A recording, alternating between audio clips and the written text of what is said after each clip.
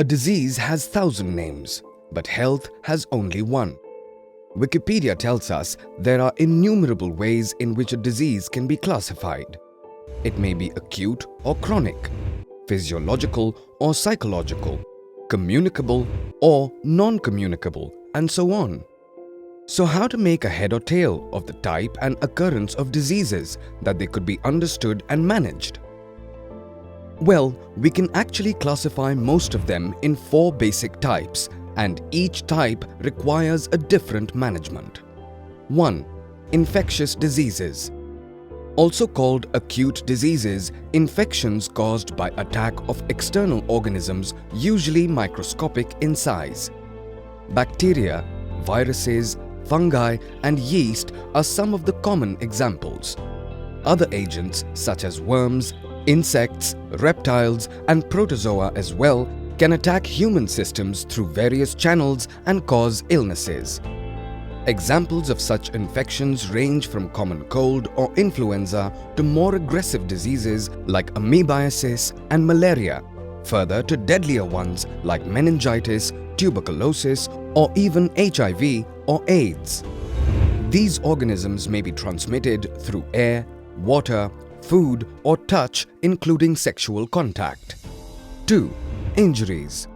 The most common cause of injuries are accidents like fall and collisions, which may be on road, a sports event, or even slippage in bathroom. War, fight, or crime situations, natural calamities like earthquakes, fires, or floods are some of the other causes of injuries. Depending upon the intensity and nature of impact, injuries can be of any degree and may affect skin, bones, or any external or internal organs.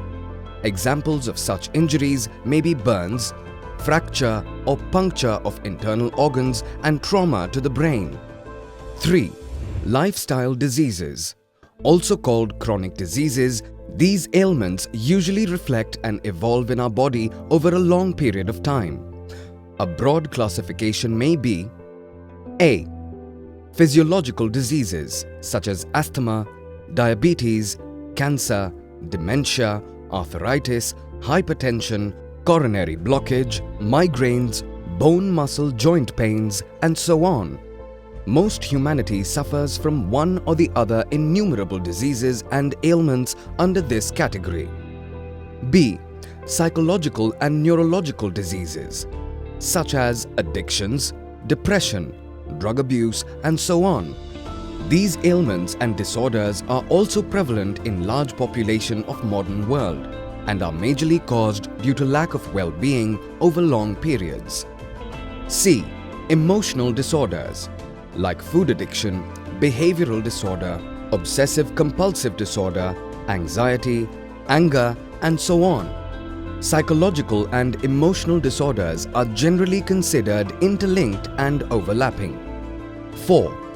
Congenital diseases such as congenital heart diseases, clubfoot, and chromosomal disorders are found in some babies at the time of their birth. These disorders may be hereditary or non-hereditary, genetic or non-genetic in nature.